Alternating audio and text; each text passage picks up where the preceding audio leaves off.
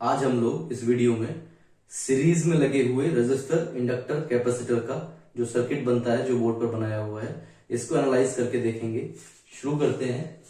Circuit source AC supply है, V is equal to VM sine omega T. Independent voltage source है, circuit symbol से आप बता सकते हैं।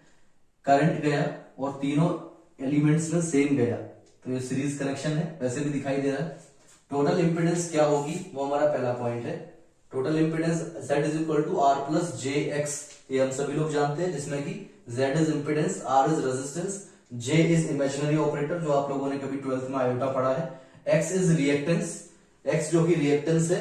Reactance can be because of inductance, और it can be because of capacitance, और it can be because of both, depending upon the circuit.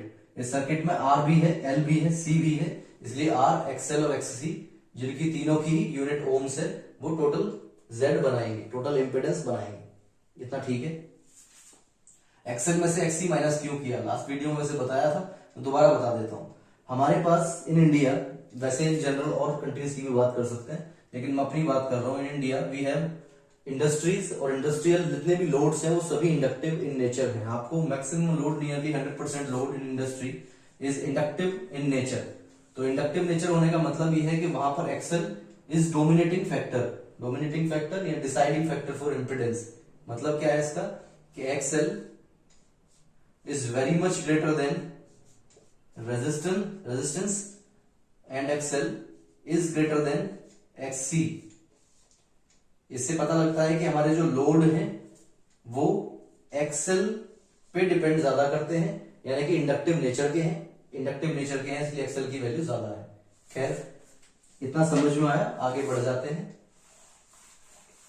Series में current गया है तीनों में करंट सेम है। अगर मैं आपसे बोलूं कि I से दोनों तरफ मल्टीप्लाई कर दो, I multiplied by Z is equal to IR is equal to J IXL minus IXC, ठीक है। I into R is potential drop cross resistance. Potential drop resistance में कितना होगा, this current multiplied by this resistance.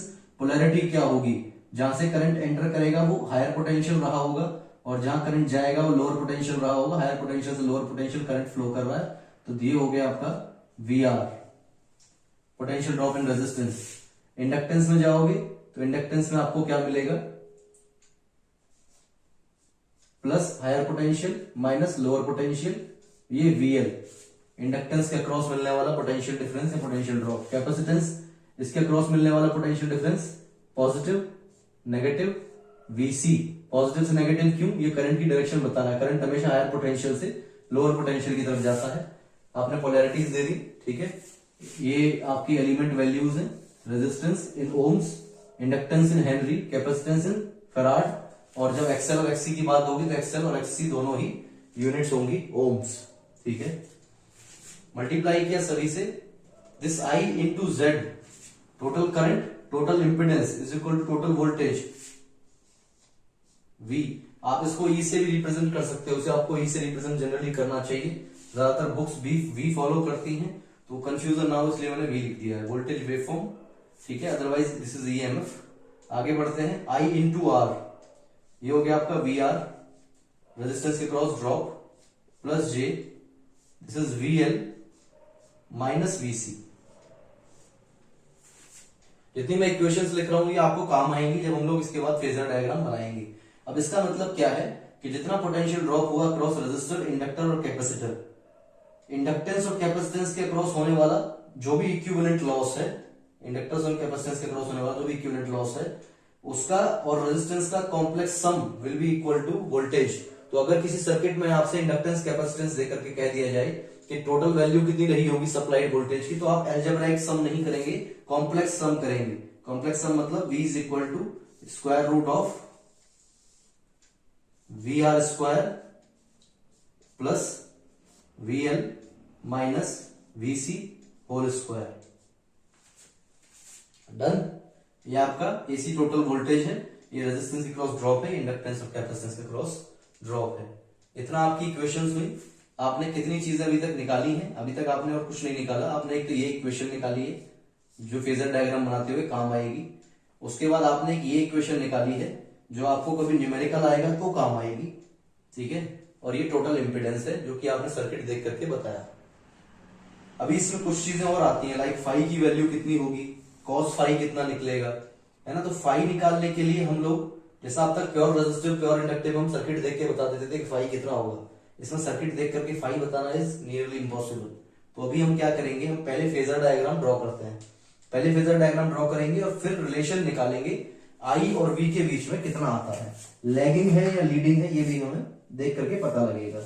तो for example मुझे एक reference phasor draw करना है, आप मुझे ये बताओ कि इसमें कितनी क्वांटिटीज इक्वेशन में दिखाई देती हैं।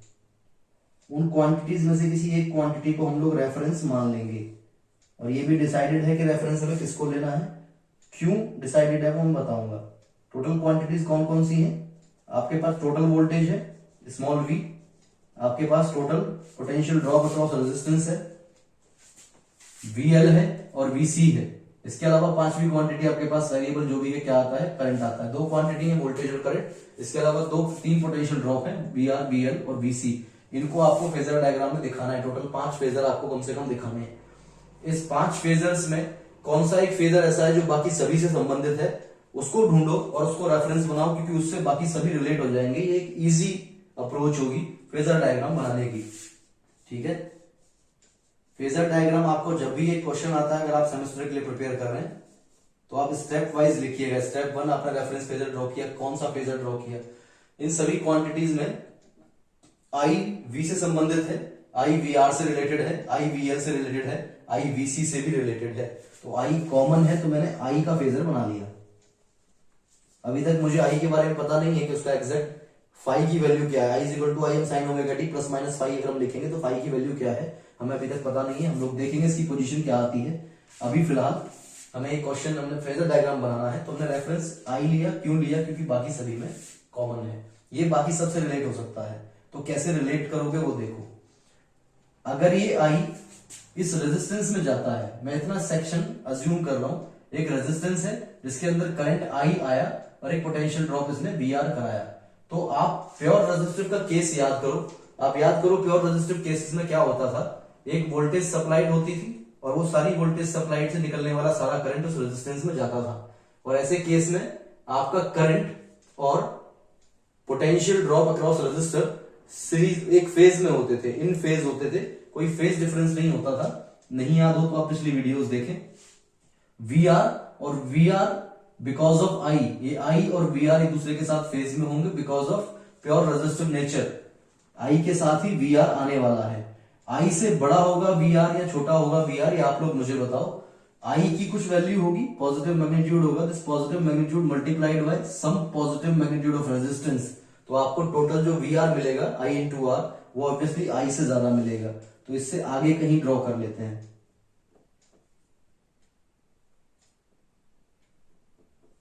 ये हो गया VR। VR जो होगा वो आई से बड़ा होगा, यहां कहीं हमने आई ड्रॉ कर लिया, ठीक है। आई एक्चुअली इससे भी छोटी मैग्नीट्यूड आएगी, लेकिन सर्किट में इजीली समझने के लिए ये मैंने पहले आई ड्रॉ किया, इतना ड्रॉ किया। उसके बाद VR जो है आई के साथ, आई एक्चुअली रेजिस्टिव सर्किट में अगर जाएगा तो इन फेज होगा, तो सेम फेज में मैंने VR को ड्रॉ कर लिया। पहले स्टेप में मैंने क्या ड्रॉ किया है, करंट फेजर, ये जो रेफरेंस फेजर है आई। दूसरे स्टेप में मैंने क्या ड्रॉ किया, VR जो कि इन फेज होगा। प्योर रेजिस्टिव सर्किट आप लोगों ने पढ़े हैं, अदरवाइज वीडियो फॉलो कर ले थोड़ा सा। VR के बाद करंट जाता है आगे, सेम करंट इंडक्टेंस में, ठीक है। तो इंडक्टेंस के क्रॉस पोटेंशियल ड्रॉप हुआ VL।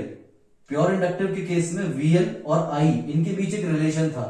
I जो है वो इंडक्टिव वोल्टेज ड्रॉप को लैग करता था, कितने डिग्री से, 90 डिग्री से।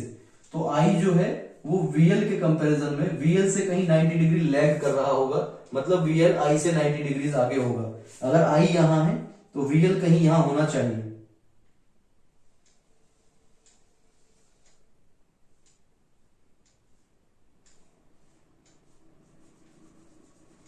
आपको मेरे ख्याल से कोई कंफ्यूजन नहीं होगी। मैं ऐसे बोल दूं कि ये VL है और ये I है, तो I जो है वो VL को लैग कर रहा है 90 डिग्री से। ये सही है ना। यही I जब VC में जाएगा, इतना पार्ट अज्यूम करो, वीसी मतलब अगर प्योर सर्किट जो अपना जो सेक्शन हमारे पास है इसमें सिर्फ कैपेसिटेंस है, कैपेसिटेंस के क्रॉस मिलने वाला potential difference VC because of I will be leading VC by 90 degrees, pure capacitive circuit. तो मैं इसको ऐसे बना दूं,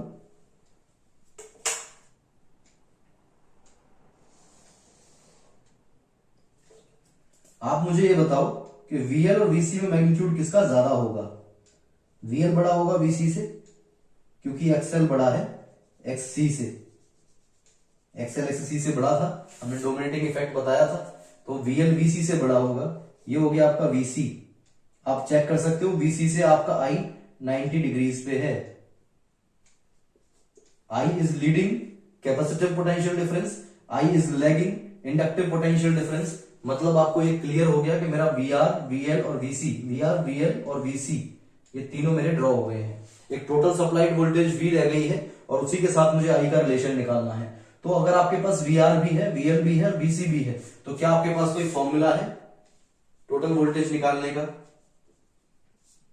ये वाला फॉर्मूला है।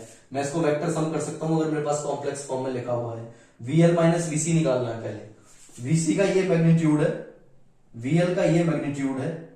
अगर आप अप्रोक्सीमेट कर लेते हैं, मान के चलिए कि 10 है और ये 5 है, तो अप्रोक्सीमेटली वीएल माइनस वीसी कहीं 5 के आसपास आ जाएगा, मतलब इतनी वैल्यू आ जाएगी। आपको फेजर डायग्राम में मजे की बात यह है कि कुछ भी एग्जैक्ट ड्रॉ नहीं करना, और जितना आप एग्जैक्टनेस के पास ड्रॉ करेंगे उतना आपका डायग्राम अच्छा बनेगा।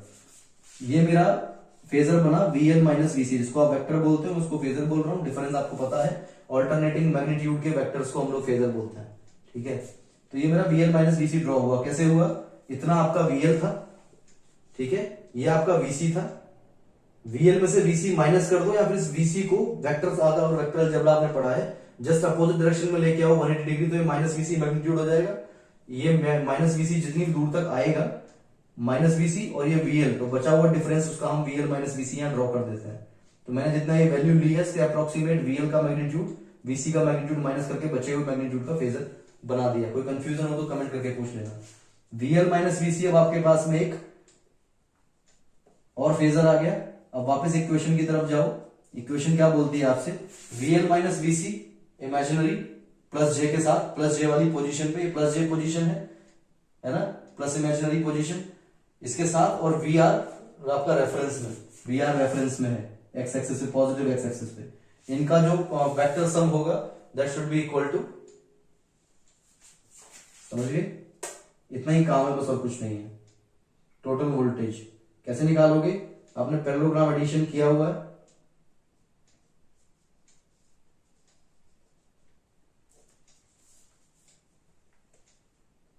पैरेललोग्राम एडिशन आपने किया हुआ है, बस वो वैल्यू आपने निकाल करके इसमें वो आपने ड्रॉ कर देना है, आपका काम खत्म।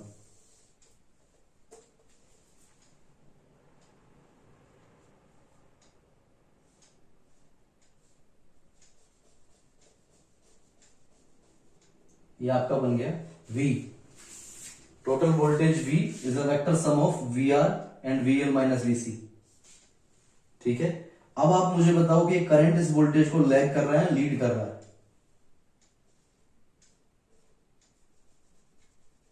ये करंट इस वोल्टेज को लैग कर रहा है, इसको हम बोलेंगे फाई। अब देखो पॉइंट्स हमने डिस्कस किए। सबसे पहले हमने इंपीडेंस बनाई, उसके बाद टोटल वोल्टेज इक्वेशन बनाई, इसके बाद हमने फेजर डायग्राम बनाया। सबसे पहले आई, उसके बाद वी आर, उसके बाद वीएल ड्रॉ किया, ठीक है। आई लैग करेगा इसको, उसके बाद वीसी ड्रॉ किया, आई इसको लीड करेगा, उसके बाद वीएल माइनस वीसी ड्रॉ किया, ठीक है, और उसके बाद इक्वेशन को फॉलो करते हुए वी ड्रॉ किया, और इसके बाद फाइनल स्टेप जो होगा उसमें हम लोगों ने आई लैग कर रहा है वी को बाय 5 डिग्रीज ये देखा। ये कंप्लीट फेजर डायग्राम बन गया। ऐसे हम लोग फेजर डायग्राम बना सकते हैं, ठीक है। उसके बाद ये जो भी फाई आया ये लैगिंग एंगल है, ये आई जो है वी को लैग कर रहा है, आई वी से पीछे आता है, ठीक है। इस हिसाब से आई ने वी को लैग किया, तो ये आपका लैगिंग नेचर का